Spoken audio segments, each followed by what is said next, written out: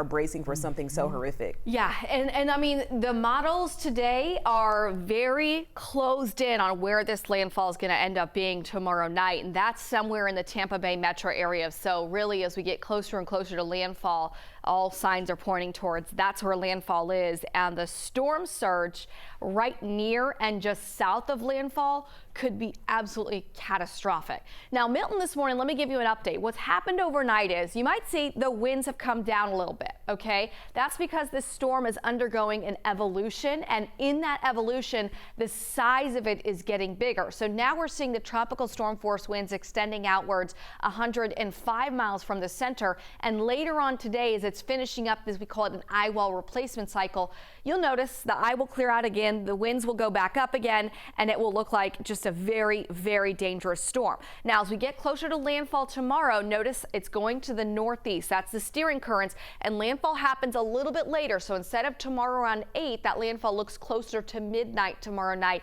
and that'll happen somewhere between kind of the north side of Tampa Bay and maybe Sarasota, Florida. So that'll be a major hurricane making landfall, cutting across the Florida peninsula. But you notice as we look at Georgia, we have this yellow shade on the map. That is now a tropical storm watch for the coast of southeast Georgia. So we even have up through the Jacksonville area a hurricane watch in effect there. So this storm will be large, causing impacts well outside the center. I want to talk about storm surge, okay? As we get into the Tampa Bay area, look at this purple color on the map. These are storm surge projections in some places over 12 feet. Now, it's going to depend on where the center of landfall ends up being, but the areas just south of landfall will get the worst storm surge.